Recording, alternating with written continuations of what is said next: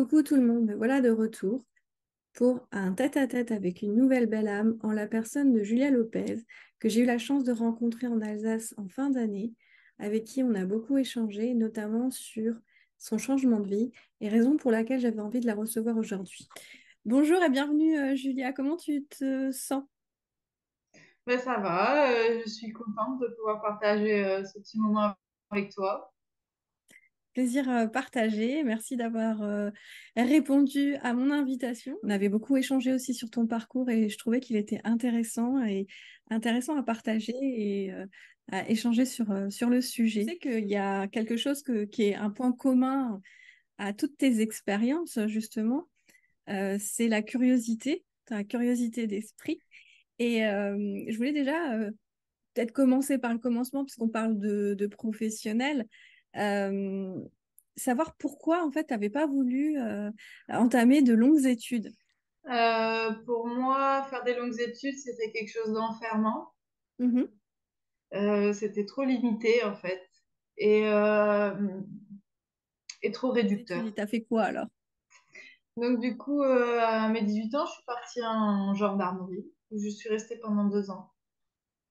Et qu'est-ce qui t'a attiré dans ce métier?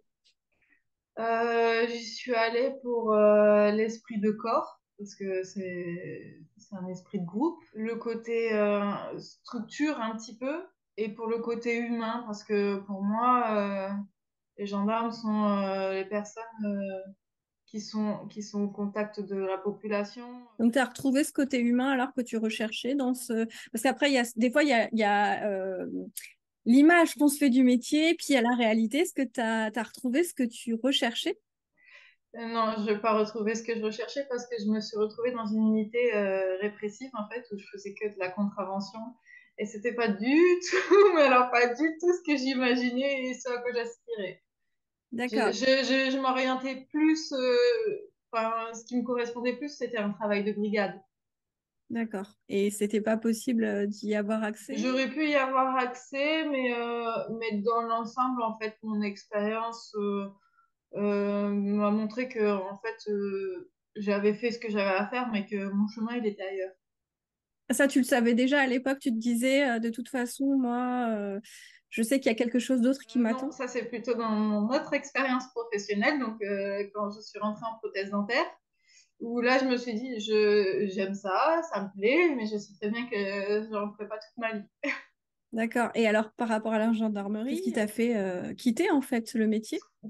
J'ai quitté le métier parce que je cherchais des valeurs, je pense, que je n'ai pas trouvées. Et puis il me manquait quelque chose dans le métier en lui-même. Et ce que j'ai trouvé en prothèse dentaire et qui m'a beaucoup plu, c'est l'aspect manuel. L'aspect manuel. Et puis, j'ai commencé dans des laboratoires très petits, de deux, trois personnes en fait. Et j'ai bien aimé ce côté intime et ce côté proximité. Intéressant, les valeurs, hein, parce que du coup, c'était déjà important pour toi à l'époque. Donc, tout de suite, tu t'es dit, bon, bah voilà, je suis plus en phase, je passe à autre chose. Et comment ça s'est passé, donc, cette transition du métier de gendarme? Comment tu as trouvé un autre métier? Est-ce que tu avais déjà quelque chose en tête? Est-ce qu'il y avait déjà eu un cheminement avant? Au fil de mes derniers mois en gendarmerie, il y a eu un profond mal-être, une dépression. Et je me suis dit, c'est pas possible de continuer comme ça. Donc, il fallait que je trouve quelque chose de rémunéré. Donc, je suis partie en apprentissage. Et je savais pas dans quoi au départ. Je pensais plutôt en ébénisterie. Et puis j'ai vu que je galérais à trouver un patron. J'ai essayé d'élargir un petit peu les secteurs parce que enfin, c'était pas possible qu'en septembre, à la rentrée de septembre, je j'ai pas d'apprentissage. C'est bien parce que du coup, tu as eu l'esprit ouvert aussi parce que parfois on est tellement accroché à une envie, un désir, qu'on se ferme la porte à d'autres choses et finalement, tu as juste élargi et puis il y a quelque chose d'autre qui s'est présenté. Du coup, ça a été une réflexion intellectuelle sur le métier, tu t'es renseigné, comment ça s'est passé en fait de dire, bon, bah, alors j'ai cette idée, c'était donc les bénisteries, hein, c'est ça? Oui, Et puis, bon, maintenant, ça marche pas, je m'y accroche pas, je vais essayer d'élargir mes recherches. Et comment t'es arrivé, du coup, à la prothèse?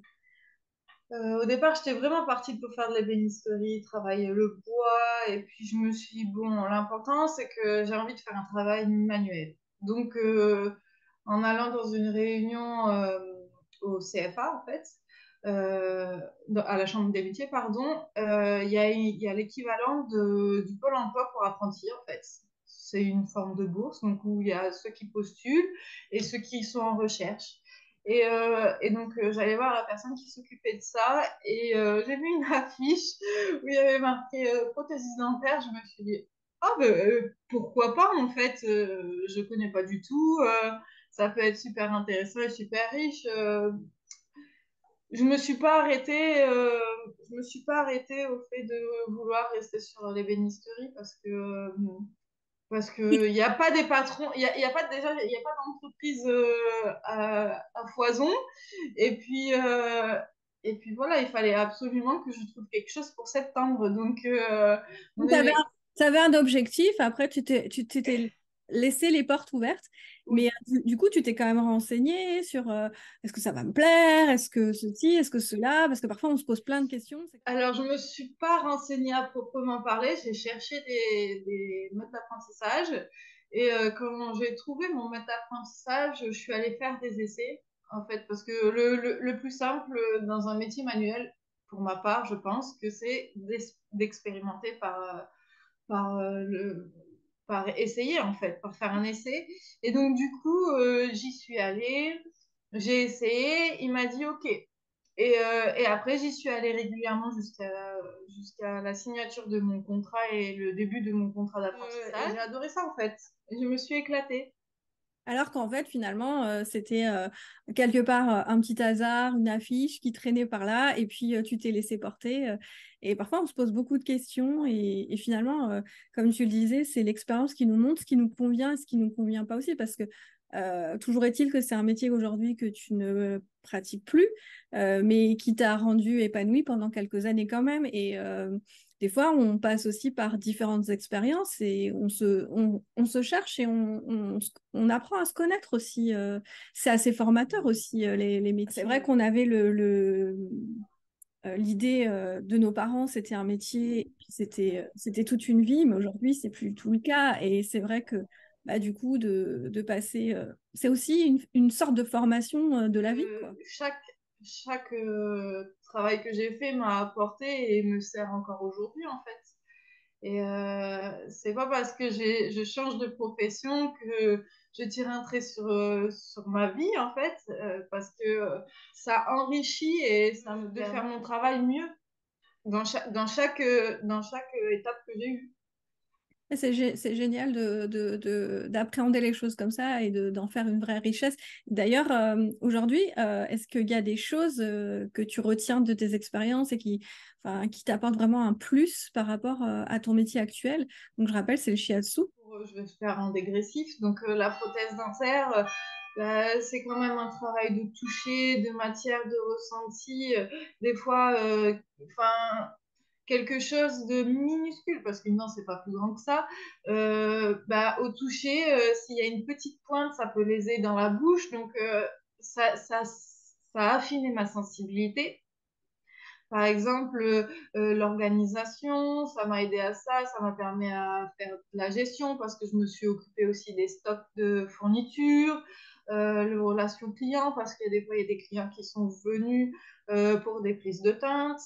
Euh, Même avec les clients, avec des dentistes, la relation en équipe, ça aussi c'est super important pour moi, dans le sens où, bah oui, je suis praticienne de shiatsu, mais je sais pertinemment que je ne peux pas répondre à tous les besoins et toutes les attentes des personnes parce que j'ai mes limites, j'ai mes filtres et de savoir réorienter les personnes vers des praticiens qui sont plus à même d'accompagner. Ça, c'est hyper important pour moi.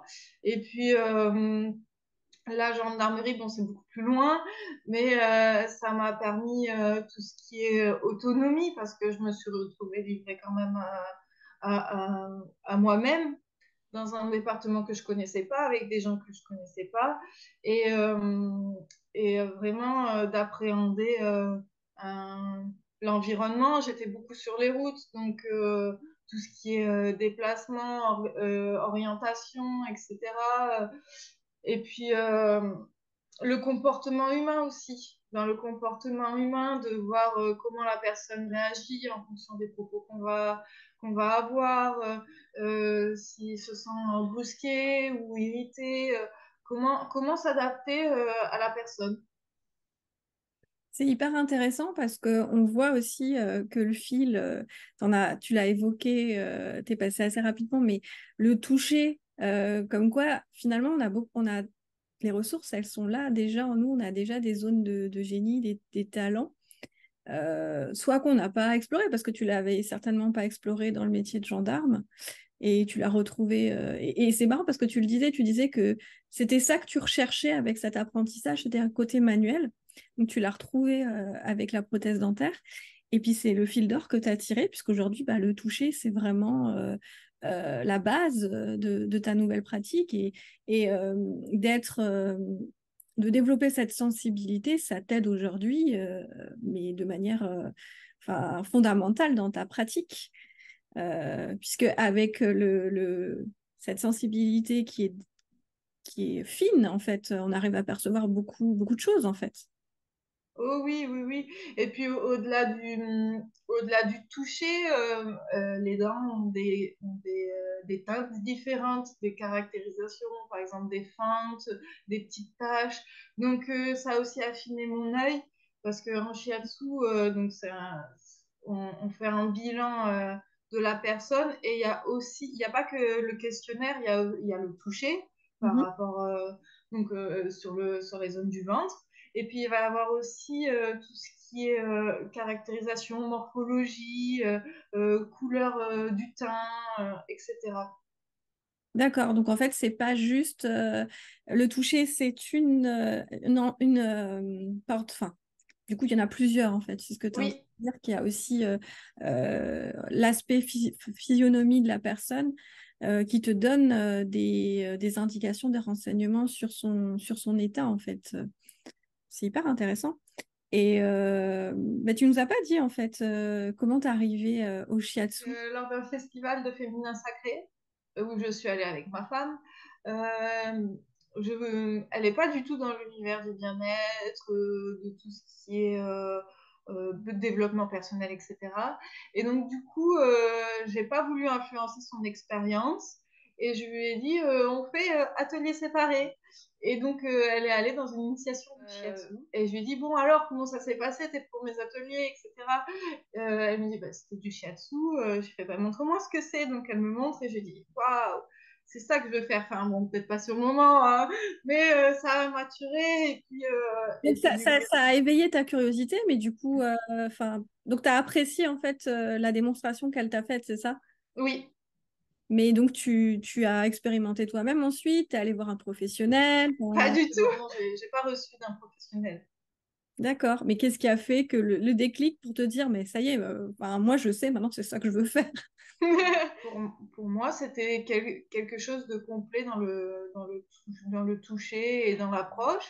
Et puis un jour, ma femme m'a dit, pendant le confinement, vive le Covid, elle m'a dit, mais c'est bien, mais tout ce que tu fais en dehors de ton travail, parce que je passe beaucoup de temps à me renseigner, faire des conférences, des sommets, des recherches, des lectures, etc. Elle me dit, ça prend un temps énorme sur notre vie. Ce serait bien que tu en fasses quelque chose un jour, en fait. Et là, donc, je me suis pris un petit coup de pied au cul et j'ai cherché une école pas très loin de chez moi pour pouvoir me lancer à la rentrée. Mais il y avait déjà une envie de quitter ton travail, est-ce qu'il y avait quelque chose qui s'était, enfin, dans ton état d'esprit, il y avait déjà une envie de passer à autre chose? Pour moi, j'avais fait le tour de mon travail. J'avais, ça m'avait enrichi, ça m'avait apporté, mais pour moi, je rencontrais des limites. D'ailleurs, je change beaucoup de travail. En 8 ans d'expérience de prothèse, j'ai changé 4 fois de laboratoire parce que à un moment donné, j'ai senti que chaque entreprise m'avait apporté quelque chose, mais j'ai senti les limites. Et au lieu de m'enfermer dans quelque chose qui me nourrissait pas et qui finalement pouvait nuire à mon bien-être, j'ai décidé de changer d'entreprise. Et là, je me suis dit, dans celle-là, dans la dernière où j'étais, je me suis dit, c'est la dernière, je ne changerai plus. Je n'ai pas l'énergie de me réinvestir dans une autre entreprise en prothèse dentaire. Je vois un peu comment ça se passe dans le milieu, je vois les demandes, les besoins. Et en tout cas, dans le département, c'était pas possible de faire de la prothèse, comment dire, plus technique et plus élaborée. C'est vraiment du travail, on va dire, plutôt basique, entre guillemets. Et donc, du coup, moi, j'aime approfondir, j'aime aller au fond des choses. Mais apprendre pour apprendre, à un moment donné, je vois pas l'intérêt. C'est une perte de temps et je peux mettre mon énergie ailleurs. Et donc, du coup, j'ai commencé à me former en parallèle de, de ma profession de prothésiste. Et puis j'ai eu une opportunité, une RH indépendante qui est venue en laboratoire pour faire un bilan individuel, un entretien individuel. Et en fait, j'ai eu l'opportunité de faire une rupture conventionnelle. Et je m'y attendais pas, je pensais attendre encore 2 ans la totalité de mon cursus parce que là j'ai un niveau bien-être en shiatsu et de finir pour être praticienne thérapeutique. Et finalement, bah, ça s'est pas du tout passé comme ça. Donc j'ai pris ma rupture conventionnelle, j'ai commencé à lancer mon activité et je me forme et je continue à me former en parallèle en shiatsu et je m'ouvre à d'autres approches aussi. D'autres techniques. Ok. Ouais. Et du coup, bah, tu peux peut-être nous expliquer un petit peu en quoi consiste le shiatsu? Alors, le shiatsu, donc pour situer, ça vient du Japon. Ça vient du Japon et donc c'est une technique manuelle. Ça va se recevoir sur une personne qui est habillée. Donc moi, je pratique au sol sur un futon. C'est un matelas en fait. Après, c'est possible de l'adapter sur chaise ou sur table de massage. Et donc, je vais venir effectuer des mobilisations, des pressions et des étirements qui va permettre de favoriser la remise en circulation de l'énergie dans le corps au travers de tout ce qui est apport de la médecine chinoise, donc tout ce qui est méridien. Voilà. Euh, Ça va remettre en route le système d'auto-guérison de la personne. Et tu parlais tout à l'heure de massage du ventre, donc c'est centré sur le ventre. C'est un des moyens pour faire un bilan énergétique en fait. D'accord. Et pourquoi le ventre alors? Parce que pour les Japonais, ça s'appelle le hara, c'est le centre énergétique du corps et en fait on peut tout lire dans le ventre. C'est un peu comme la réflexologie plantaire, en fait il y a des zones réflexes Ouais. qui sont attribuées à chaque méridien. Aujourd'hui, quand on dit qu'en plus le ventre, c'est le deuxième cerveau, si c'est peut-être pas le premier d'ailleurs, ça rejoint un petit peu tout ça, quoi. Oui.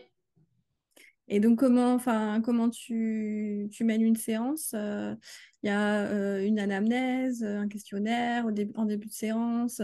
La personne, elle vient avec un objectif, ou tu peux venir comme ça sans aucun objectif, juste pour du bien-être. Comment ça se passe?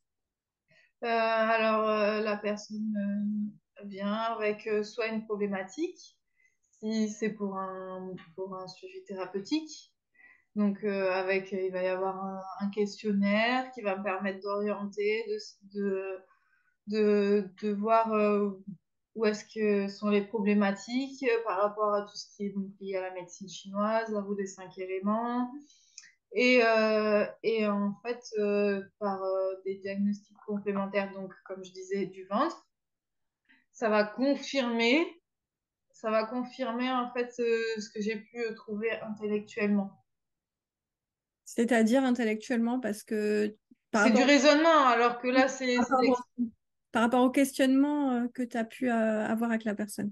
exactement. exactement. Après, les personnes peuvent venir pour un simple massage, en fait, pour du bien-être, de la détente. Ce sera quelque chose de global. Ça aura quand même des effets, même si c'est pas le but premier. Mais alors comment, si par exemple on vient juste dans une optique de bien-être, comment tu déroules la séance? Est-ce que quand même tu vas chercher un objectif à travailler en fonction euh, du diagnostic énergétique? Comment Mm. tu... Non, ce sera plutôt, on appelle ça des katas, ce sera plutôt un enchaînement de postures, d'étirements et de pression, de global, en fait. D'accord. Donc ça dure combien une séance? Une séance, ça dure 1 heure. Ça dure 1 heure. Après, si c'est la première, un peu plus, parce que bah, il y a tout le terrain. Donc voilà. Ok. Et quels peuvent être les bienfaits qui pourraient être apportés par une séance de shiatsu? Alors, le shiatsu, en premier lieu, ce qui est en général, ça va apporter ça va faire la réduction du stress, ça va améliorer le sommeil, le transit, euh, voilà, principalement. Et après, si on veut avoir un suivi et, euh, et approfondir quelque chose, ça va pouvoir accompagner sur toute problématique physique, psycho-émotionnelle. Donc ça peut aussi fonctionner sur des pathologies. Il peut y avoir un bienfait du shiatsu. Ça... Oui, oui, parce que ça va, en fait, le shiatsu travaille sur les déséquilibres. En fait, pour faire simple, il y a un déséquilibre en trop et un déséquilibre en pas assez. Et en fait, le but du shiatsu, ça va être de remettre la balance au milieu et ça va impacter donc physique, psycho-émotionnel. Et puis, il va y avoir des prises de conscience, il va y avoir des changements de mode de vie et ça va vraiment, ça accompagne vraiment la vie, je trouve. Donc en fait, le fait d'avoir une action sur le corps ouvre des choses au niveau du psychisme. C'est ce que tu dis. Exactement, parce que les deux sont liés.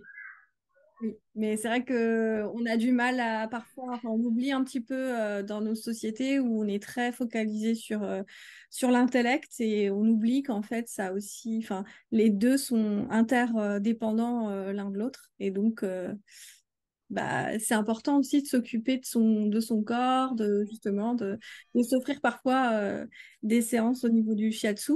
Et tu travailles aussi avec les saisons, parce que je sais qu'en médecine chinoise, c'est aussi important, les saisons, la saisonnalité. Est-ce que tu peux nous en dire un peu plus là-dessus? Oui, bien sûr. Alors, oui, je travaille aussi avec les saisons. Donc, en médecine chinoise, il y a, il y a 5 saisons, enfin, pas quatre principales, mais en gros, il y a les mêmes saisons que nous, avec printemps, été, automne, hiver. Et entre chaque saison, il va y avoir une intersaison de 18 jours. Donc, là, c'est un moment de repli et et pour nourrir la saison qui arrive, en fait. Préparer en fait la saison. Exactement. Ok, donc et donc c'est une saison où il serait bon en fait d'être plus replié sur soi-même, c'est ce que tu ou c'est pas forcément le cas. Pas replié, c'est plutôt l'intersaison, c'est lié à l'élémentaire en fait. Donc c'est plutôt se nourrir, donc si on a besoin de s'isoler, de faire des choses qui nous nourrissent nous individuellement. Je sais pas, faire une activité physique en particulier, si c'est d'être en famille, vraiment de reconnecter à ses besoins. Donc reconnaître en fait ce dont on a besoin et nourrir en fait nos aspirations, Oui, nos besoins. Ok. D'ailleurs, je trouve ça intéressant si t'as parlé tout à l'heure du fait que euh, tu as entendu aussi tes besoins puisque tu disais que quand tu as quitté le domaine de la prothèse dentaire, tu t'es dit que bah, ça te nourrissait plus, quoi. Et quelque part aussi, tu te connaissais un petit peu pas mal parce que t'avais déjà compris que ça allait pas t'épanouir et que ça allait être une phase ça venait nourrir des besoins à un moment donné, mais que tu aurais besoin de plus par ailleurs, et du coup, ça amenait vers d'autres choses, quoi. C'est intéressant parce que c'est vrai que souvent, on a du mal à définir déjà nos besoins. Oui, totalement. Totalement. Et donc, définir et ensuite, alors les remplir, c'est encore une autre partie. Et du coup, justement, de faire d'avoir une pratique physique comme ça, d'être régulièrement suivi en shiatsu, ça peut nous aider à être plus connectés à nous-mêmes et à nos besoins, tu penses? Oui, oui, oui. Après, je pense encore plus dans notre société parce qu'on est beaucoup déconnecté de notre corps et c'est quelque chose qui est quand même. Enfin, on y est connecté que quand ça fait mal et encore, des fois, les douleurs, les symptômes sont tellement présents qu'on finit par revivre avec et un petit peu à se séparer de nos ressentis, alors que c'est des moyens de nous informer, de nous guider aussi pour savoir ce qui est bon ou pas pour nous.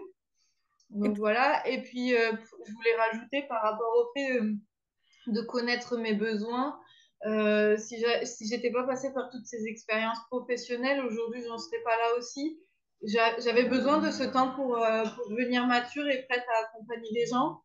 Et ce que j'ai envie de rajouter, c'est que des fois, il y a besoin des étapes pour pouvoir arriver à son but final et qu'il n'y a rien qui est permanent et donc de rester dans une situation qui ne nourrit pas ou juste, en fait, tout est temporaire et d'accepter et d'admettre qu'à un moment donné, on a fait un choix, mais qu'il est réversible et que, il est nécessaire parfois pour arriver là où on veut aller.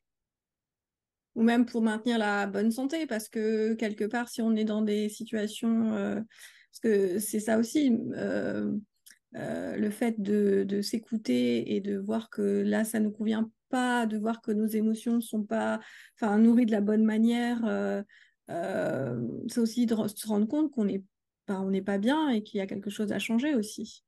Oui, tout à fait.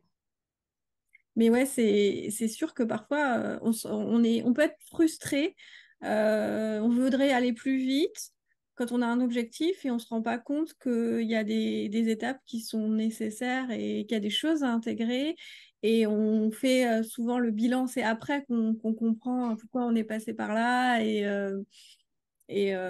voilà quoi. Et d'ailleurs, donc par rapport au shiatsu, est-ce que tu aurais un petit exercice à nous montrer, quelque chose, une pratique à expérimenter? Parce qu'on parle aussi beaucoup du fait que bah, l'expérience, elle est intéressante à vivre. Alors, je sais que tu m'as dit que ça ressemble peut-être pas forcément à Oui, ce qu'on trouve en séance, mais c'est des pratiques que toi, que tu fais régulièrement.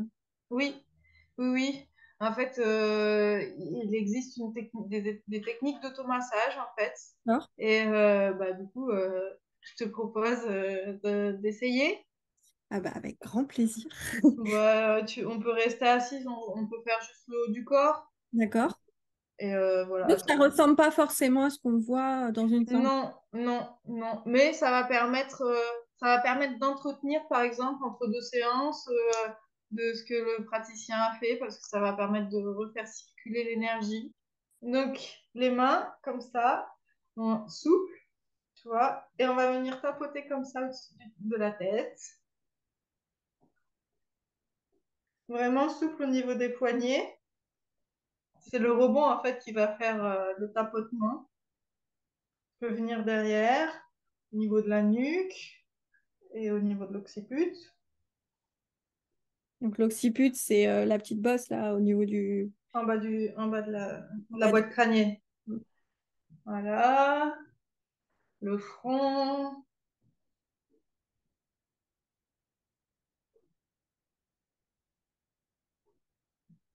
Après, on peut faire un peu les yeux avec les doigts à plat comme ça. Les mains à plat comme ça.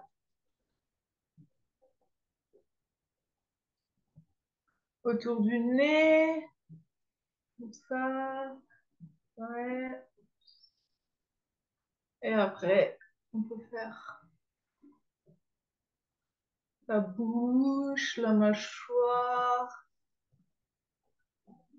Ouais, là, tu sens là sur les muscles. Voilà, et on lâche. Après, on va mettre les mains comme ça. Et on va placer le V là au niveau des oreilles. Ah Comme oui. ça. Mm. Comme ça. Les deux? Ouais.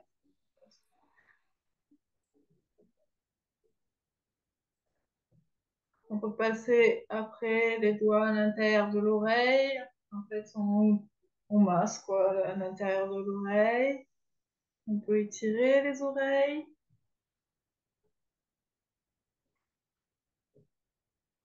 Voilà. On va finir zen, quoi. Tout zen. Après, regarde, on va se masser comme ça. La bouche, la gorge.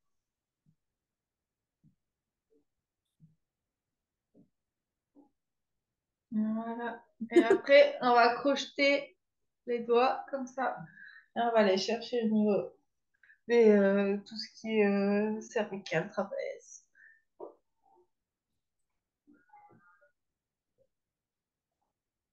Mm. C'est un petit moment pour soi.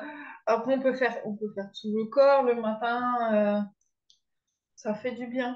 Ça Mhm. fait du bien de prendre du temps pour soi.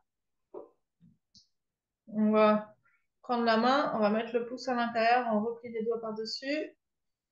Et hop, on va le taper dans le dos. Donc le haut du dos, les trapèzes. Et pourquoi le pouce à l'intérieur alors? Ben, en fait, ça fait le poids. Ok. Ça fait le poids comme ça. Essaye, tu verras la différence.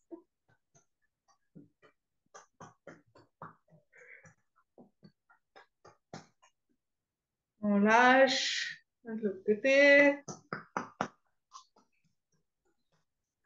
L'important aussi dans cet exercice, c'est de respirer. Ok. Faire attention à la respiration en même temps.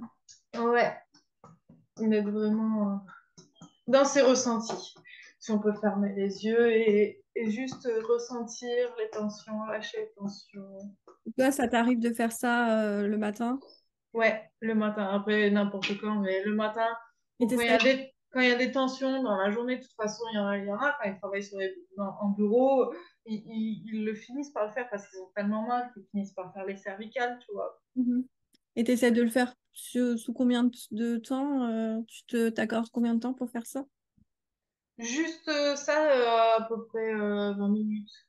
Enfin, après là, j'ai montré que le haut du corps, mais Tu fais tout. on peut faire des tapotements, ouais, sur tout le corps. Ok. Pour refaire circuler du coup. Ouais, tu te sens différente? Bah oui, ça détend, hein. C'est sûr que oui, là, au niveau des cervicales, Mm. Et donc, on te retrouve où, Julia? Donc, je suis sur Perpignan. J'ai un cabinet, enfin, donc, je suis dans les Pyrénées-Orientales, et donc j'ai un cabinet sur Perpignan qui s'appelle Espace Santé Chrysalide, que je partage avec des consoeurs et d'autres disciplines, que je vous invite à découvrir sur le site internet de la page. Et sinon, sur Respira de la Glie. Pour les gens qui sont de ce côté-là, te découvrir, je pense que voilà, ils seront pas déçus. Et puis, bah, écoute, je te remercie pour ce moment de partage et d'échange sur ton parcours. Je pense que ça peut aider des gens aussi. Bah, t'as vachement expliqué que bah, toi, ça a toujours été enfin, finalement des ressentis. Tu as été attiré par quelque chose, tu t'es pas posé mille questions, tu as expérimenté. Et puis, je trouve que ton parcours, il est intéressant dans le sens où euh, bah, tu n'as pas la croyance qu'en fait, c'est un choix pour toute une vie, que on est capable en fait de recréer autre chose. On n'est pas figé dans quelque chose, enfin, on évolue toute notre vie en fonction enfin, des gens qui rentrent dans notre vie, des gens qui en sortent, des expériences, et donc c'est un peu réducteur de dire qu'on va rester toute sa vie dans un seul secteur. Enfin, on peut évoluer dans une entreprise, mais de rester à un poste, c'est comme si on était figé et Hmm. enfin, la vie, c'est le mouvement quand même. Bah, c'est une belle conclusion, je trouve, mais c'est vrai qu'il y a des gens, ils n'envisagent pas en fait de changer de boulot, ils sont tellement, enfin, ils croient être tellement bien parfois dans une structure parce que c'est ce qu'ils connaissent qu'ils osent même pas et enfin, ils sont figés justement par beaucoup de peur. Et ouais, je trouve que c'est une belle conclusion de dire que bah, le mouvement c'est la vie et puis c'est vraiment une belle illustration de ce flux de la vie et de ce mouvement de vie que tu nous as conté à travers tes différentes expériences. Et puis, bah, écoute, je te souhaite un plein épanouissement dans cette nouvelle profession qui a l'air de te passionner. Et je suis sûre que tu trouveras euh, beaucoup d'épanouissement, beaucoup de plaisir dans cette nouvelle profession. Ah oui, mais de toute façon, ça s'arrête jamais. Oui, Ça puis comme tu s'arrête jamais. disais, tu te formes tout le temps et je suis sûre que bon bah voilà, aujourd'hui le shiatsu, alors ça veut pas dire que ça disparaîtra, mais C'est la base, c'est la base. voilà. Mais il y a d'autres choses encore qui t'attendent, je le sens, ça bouillonne. Bah oui, et on s'arrête jamais. On s'arrête jamais. Ça devient une véritable passion qu'on enrichit, quoi. Exactement. Et ben merci pour ce moment de partage, merci beaucoup Julia. Et puis bah, pour ceux qui voudront découvrir un peu plus l'univers de Julia, ben, vous aurez les liens en barre d'infos. Et puis à très bientôt. Bye bye. Merci. Au revoir. Ciao.